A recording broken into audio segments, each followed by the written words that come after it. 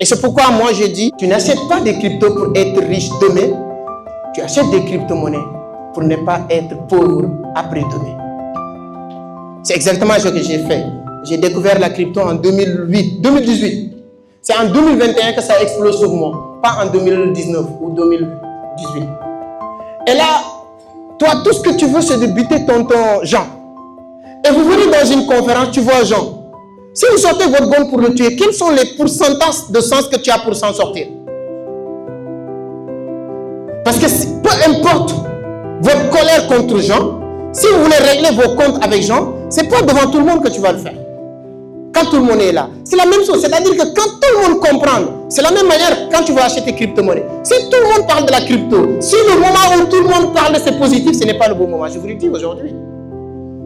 Vous devez acheter beaucoup de crypto-monnaies le moment où tous les médias disent que le marché a effondré. Bitcoin s'est caché la gueule. Les gens aiment ça.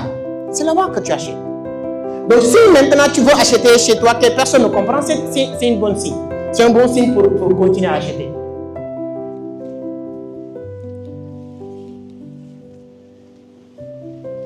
Ça ne marche plus, hein? Ça aussi, c'est très important. Ne mets jamais l'argent du loyer dans une crypto-monnaie qui a un logo comme chien, comme tigre, comme truc comme ça. Vous connaissez ces genres de crypto?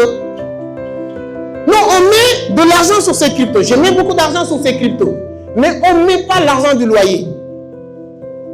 Il y a des gens qui disent que oui, c'est 50 000 pour payer la scolarité des enfants. On aime bien le dire, investissez ce que vous êtes prêt à perdre. Investissez ce que vous êtes prêt à perdre. Si tel n'est pas le cas, ce n'est pas important. Ok, avancez. Ça aussi, quand on parle avec certains Ivoiriens, quand tu vas parler du Pempendem, ils pensent que c'est une danse ivoirienne, quoi. C'est pas ça, hein. Il n'y a pas DJ Arafat, paix à son âme, qui a sorti cette chanson. Vous connaissez c'est quoi Pempendem? Qui connaît Pempendem? Vous connaissez pas le Pempendem? Donc il y a beaucoup de débutants sur le truc. Pempendem, il y a certaines crypto-monnaies, quand ils sortent tout de suite, la crypto-monnaie peut aller faire x100. Mais dès qu'il fait x100, il peut perdre x200 encore. Il y a beaucoup de crypto-monnaies comme ça.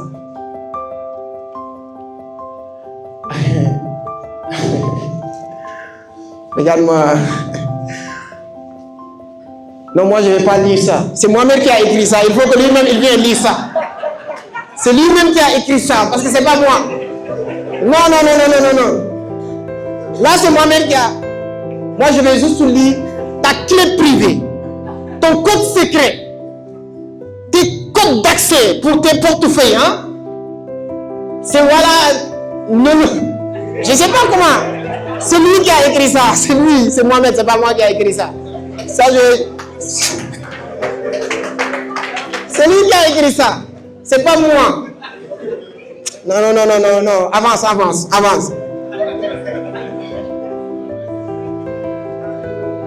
Alors, notre prochaine recommandation, si sur la crypto, quelqu'un te promet des pourcentages sur le marché, il n'y a pas d'obligation. Il n'y a personne. C'est-à-dire que Tom Leya aujourd'hui est considéré comme l'un des plus grands analystes du monde des finances, de la crypto et du trading d'une manière générale au niveau de Wall Street.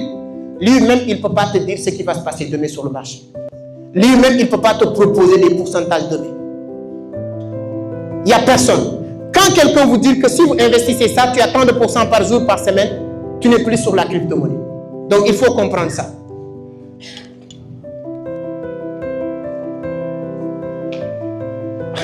Il y a quelqu'un qui dit, si c'est trop beau pour être vrai, c'est déjà faux.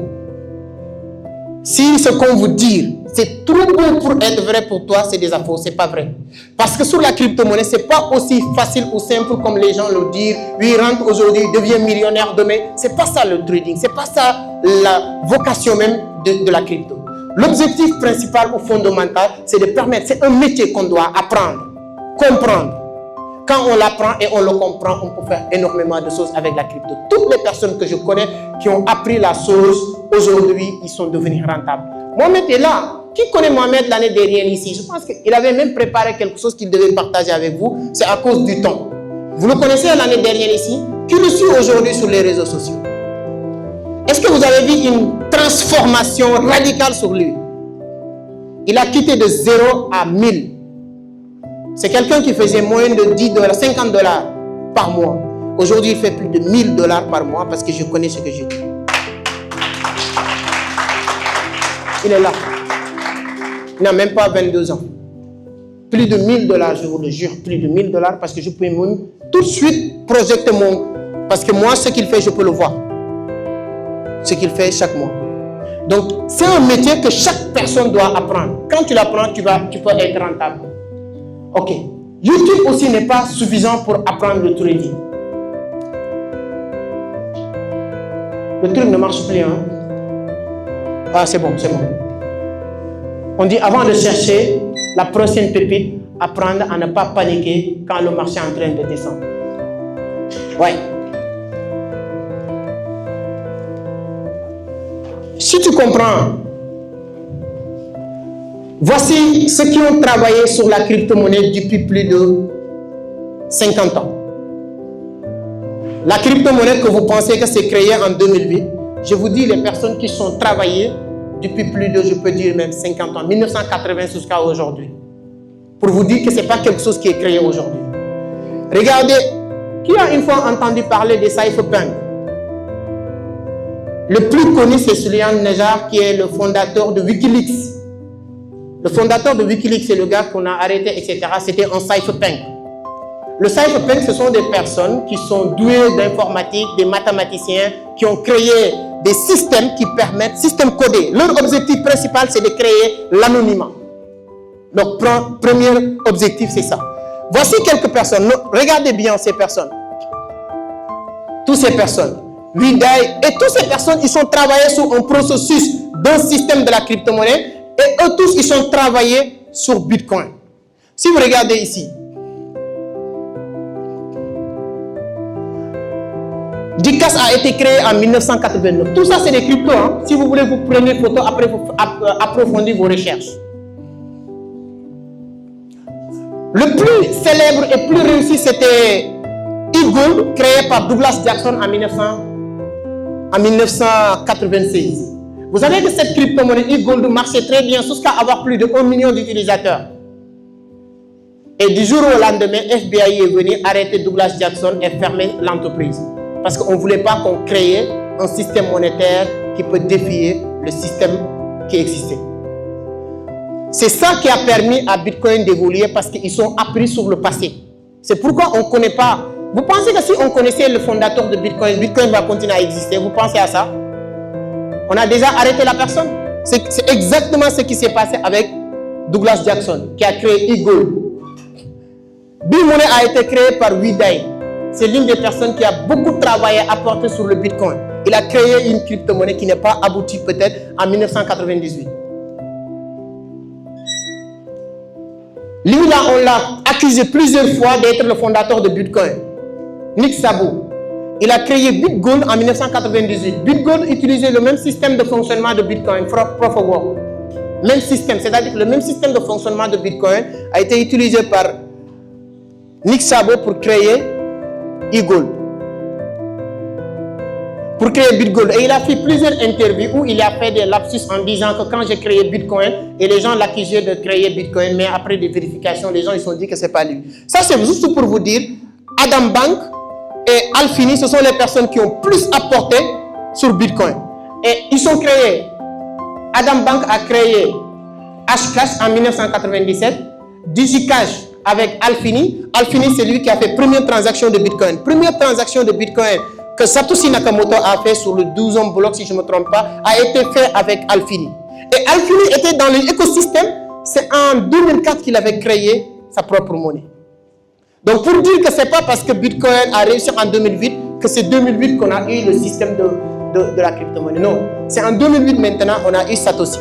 L'avantage de Satoshi, c'est son anonymat parce qu'on ne connaît pas Satoshi. Tous ces autres, si on le connaît, si ça commence à marcher, comme on a fait avec Douglas Jackson, on peut faire avec les autres et Bitcoin a marché. Pourquoi Bitcoin a marché et les autres n'ont pas marché? Pourquoi Bitcoin a marché et les autres n'ont pas marché? C'est ce qu'on appelle le bon moment. J'ai une cousine qui s'appelle Aminata. Aminata, elle aime parler. Aminata, elle, c'est quelqu'un qui adore parler. Elle aime parler, prendre la parole. Mais elle avait toujours peur de parler. Toujours prendre le micro de parler. Toujours, toujours. Elle n'a jamais osé. Un jour, il y a une grande conférence. Il y a une dame qui a absenté à la dernière minute. On a dit à Aminata de remplacer cette dame. Elle a hésité, mais finalement, elle a dit oui. Quand elle a dit oui, elle a peur, paniqué, tremblé, mais elle a osé prendre le micro, venir dans cette conférence. Quand on l'a donné le micro, son message a touché le monde entier. Qu'est-ce qui s'est passé? Après cette conférence, elle est devenue l'un des plus grands formateurs en prise de parole en public. On l'invite dans tous les médias du monde. Pour dire quoi? Le bon moment peut changer la vie de quelqu'un. Vous savez, on nous parle toujours de Martin Luther King. C'est un héros, on est d'accord. C'est un champion, il s'est battu pour les Noirs américains. Mais qu'est-ce qui a fait que le nom de Martin Luther King reste dans l'histoire? Ce n'est pas parce qu'il est guerrier, c'est un bon moment. C'est son discours de I Have a Dream. Juste tout ça, prononcer un discours un bon moment change tout. Est-ce que vous savez que Martin Luther King, le jour où il devait faire ce discours-là, il ne devrait pas parler de ce pitch I Have a Dream. Il devait parler de l'éducation des enfants noirs aux États-Unis. Tu sais, quand il y a une conférence ou bien des manifestations, à la veille, tu donnes ton pitch ou tu donnes ton programme. Martin Luther King, à la veille de cet événement, qu'est-ce qui s'est passé? On l'a invité dans une station de radio. Quand il est parti dans cette radio, c'est là-bas qu'il commençait à parler I have a dream one day, young people, American go to one school, etc. Il commence à expliquer, j'ai un rêve qu'un jour, tous les enfants américains partent dans une école, montent dans une bus, I have a dream, I have a dream. À la veille de la manifestation. Quand il est venu dans la manifestation, au lieu de prononcer ça, il a pris un bout de papier pour lire son discours sur les enfants des Noirs. Quand il commençait à lire ce discours, il y a une dame sur la foule qui l'a dit, parle-nous de ton rêve que tu nous as parlé hier. Parle-nous de ton rêve que tu nous as parlé hier. C'est ça qui l'a permis de comprendre que ce qu'il a dit hier à la télé a capté quelques personnes. C'est ça qui a fait qu'il a changé le discours. Faites des recherches. Hein? Il a changé son discours ce jour-là. Au lieu de continuer sur l'éducation des enfants, il a parlé de son discours qu'il a prononcé hier à la radio, I have a dream. Ce qui fait que I have a dream fait partie des discours les plus célèbres au monde. C'est ça qu'on appelle le bon moment. C'est exactement ce qui est arrivé au Bitcoin. Venu au bon moment. Parce que les autres, je t'ai dit 2004, 98, etc. Mais en 2008, le monde de la finance cherchait un issue d'échappatoire. Subprime a coulé. Lehman Brothers, l'une des plus grandes banques mondiales, a fermé ses portes. Les gens ont perdu des milliards de dollars. Il y a des Américains qui se sont suicidés. Société Générale de la France a perdu plus de 5 milliards de dollars avec cette perte de Jérôme Calvière. Bernard Madoff a madouillé ou bien dupé des millions de personnes. Les gens maintenant reculés. Ils sont reculés pour dire où aller maintenant se casser. Et là, on nous dit bingo, Bitcoin est là. Les gens nous disent même si on ne fait pas confiance, on va tester quand même. Parce qu'on n'a pas le choix. Donc c'est venu au bon moment. Ce qui fait que Bitcoin a marché. Mais les gens travaillaient vraiment sur l'évolution de ça. Donc c'est ça la crise de 2008, tous ces éléments-là qui ont fait que Bitcoin a marché. Ils ont créé leur site, voilà, bitcoin.org pour achat-vente des cryptos, etc. On a sorti premier white paper. Pour ceux qui ne connaissent pas white paper, c'est le livre blanc qui permet les gens de savoir quel est le projet derrière cette monnaie. Chaque crypto-monnaie est mise sur le marché et accompagnée par un projet, un prototype qui te permet, on appelle ça white paper en anglais, livre blanc en français, qui te permet de comprendre pourquoi cette crypto-monnaie est là. Donc le premier white paper était envoyé à Widai, qui a travaillé tout à l'heure, je vous avais montré Widai qui travaillait dans le système pour corriger, et ainsi de suite. Ils ont créé le premier bloc Sines en 2009, 3 janvier 2009. C'est pourquoi récemment, la semaine dernière, quand Donald Trump a signé premier décret pour accompagner les crypto-monnaies intitulé Sines, donc ça te permet de comprendre qu'ils sont toujours dans le même système d'amélioration. Et si vous connaissez Alfini, c'est la première personne qui a fait la transaction de Bitcoin. Donc ça te permet de comprendre que ce n'est que la continuité de cet écosystème. Ce qui est intéressant, regardez ici. 5 octobre 2009. 5 octobre 2009. Il y a beaucoup de personnes qui sont là. 5 octobre 2009 aussi, j'étais là, il y avait un peu de sous. 5 octobre 2009. $1 de Bitcoin. $1 c'est 600 francs, 500. Tu pourrais te retrouver avec 1309 Bitcoins.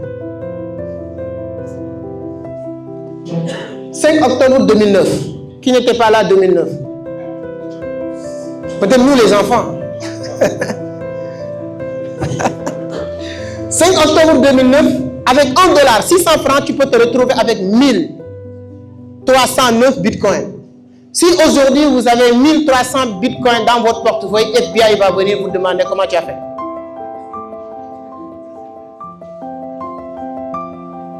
C'est pourquoi j'ai dit tout à l'heure, on n'achète pas de la crypto ou du Bitcoin pour devenir riche demain, mais pour ne pas être pauvre après-demain. Ceux qui ont acheté Bitcoin comme ça, voilà. Notez bien, hein? Si aujourd'hui, première transaction de la crypto-monnaie a été faite le 22 mai 2010. Vous vous rappelez de cette fête, on appelle ça Pizza Day. Vous voyez combien de Bitcoin que la personne a donné pour avoir 2 pizzas? 10 000? 10 000 Bitcoins. 10 000 Bitcoins aujourd'hui. 10 000 Bitcoins aujourd'hui, ça va être combien?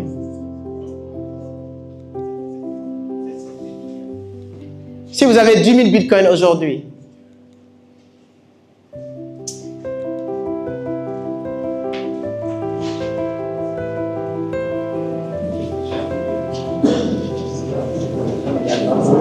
donc entre 2009 et aujourd'hui, il a payé 2 pizzas à $1 milliard.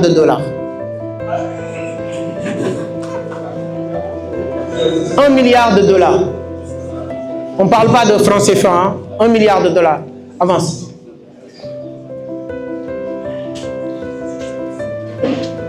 Les gens qui disent qu'on ne connaît pas Satoshi, Satoshi existe. Il communiquait avec les cypherpunks comme lui. C'est à partir de 2011 qu'il a arrêté de communiquer. Et laisser ce message sur Internet et disparaître avec combien? 1 million de Bitcoin sur son portefeuille. Oui. Non, à l'époque, avoir 1 million de Bitcoin, c'était rien. Hein. Tonton Vincent pouvait avoir 1 million de Bitcoin. Parce qu'en 2011, peut-être si tu avais 1 million de CFA, 2 millions, tu peux avoir 1 million de Bitcoin. Et lui, il est parti en 2011 avec 1 million de Bitcoin et dire que Bitcoin est entre des bonnes mains avec le monde, je pars. En 2014, il y avait un bug. Il y a certaines personnes qui disaient que c'est Satoshi qui a corrigé ce bug, mais ce n'était pas confirmé par l'unanimité dans ce écosystème. Il y a certains qui étaient d'accord, il y a certains qui n'étaient pas d'accord, on n'a pas la preuve. Et aujourd'hui, si on va faire la liste des hommes les plus riches au monde, Satoshi devance aujourd'hui Bill Gates. Parce qu'en 2009, il a acheté juste 1 million de Bitcoin et partir avec. Donc si quelqu'un avait acheté 1 million de Bitcoin aujourd'hui, tu ne deviens pas l'homme le plus riche en Afrique, mais tu fais partie des top 10 les plus riches au monde. Donc tu peux manger demain avec Elon Musk si tu veux. Non, ces genre de personnes, tu ne manges pas avec eux parce que tu es noir ou blanc, mais c'est rempli. Tout le monde le dit, mais moi je l'ai appris avec lui. 95% de la population mondiale partage 5% de la richesse mondiale. Et 5% de la population mondiale partage 95% de la richesse mondiale. Ce que les gens n'ont pas compris sur cette formulation, les gens travaillent dur pour rejoindre les 95%, les 5%. Ça ne marche pas comme ça. Je répète, si on te dit 5% de la population mondiale partage 95% de la richesse mondiale, et toi tu veux travailler dur pour rejoindre les 95%, ça ne va jamais marcher. Qu'est-ce qu'il faut faire? Tu vas rejoindre les 5%, tu travailles là-bas. C'est là-bas que tu dois travailler. Je ne sais pas si vous avez bien compris. Parce que là où les 95% ils sont dans le monde, même si tu travailles dur là-bas, le problème ce n'est pas toi parce que là-bas il n'y a pas grand-chose. C'est ça qu'on appelle, tu deviens riche, tu vas être le plus riche parmi les pauvres. Mon cher, tu es pauvre encore. Mais l'objectif, c'est de rejoindre les 5%. Tu travailles là-bas. Tu es pauvre, mais mon cher ami, tu es le plus pauvre parmi les riches. Tu es encore riche. C'est comme quelqu'un qui habite ici, Cocody, Plateau. Il a une belle maison là-bas. Il a une voiture moyenne, etc. Il se plaint, il dit non, je gagne 5 millions, 10 millions par mois. Ça ne marche pas. Parce que les gens qui sont dans le quartier, ils sont à 15, 20 millions. Mon cher, il y a des gens qui gagnent 20 000, 50 000 ici, hein, je connais. Qui mangent garbage. C'est pourquoi je veux apprendre à faire du garbage. C'est ça. Donc l'intelligence, c'est de les rejoindre. C'est pourquoi aujourd'hui, regardez. Donc si on est intelligent, nous aussi, on rejoint les 5% d'abord. Je vais vous rappeler ces entreprises, si vous ne le connaissez pas, prenez une photo. Hein. Aujourd'hui, on a l'intelligence artificielle, on a le ChatGPT, on a le Google. Personne ne peut plus nous raconter du n'importe quoi. Tout ce qu'on vous dit, vous pouvez le vérifier. Ces entreprises aujourd'hui pratiquement détiennent l'économie mondiale. Vous avez ici Michael Saylor, si vous ne le connaissez pas, le patron de MicroStrategy. Vous avez ici Larry Fink, le patron de BlackRock. Vous avez ici Abby Johnson, la patronne de Fidelity. Vous avez ici une dame très puissante aujourd'hui, Christine Lagarde, qui a géré FMI, qui est aujourd'hui la patronne de Banque Centrale Européenne, qui nous annonce que d'ici 2027, l'Europe va aller même vers euro numérique. Alors, la question c'est quoi? Si on a compris ce que Kiyosaki a dit, nous on rejoint ces personnes. D'abord, c'est là-bas se trouvent les 5% et on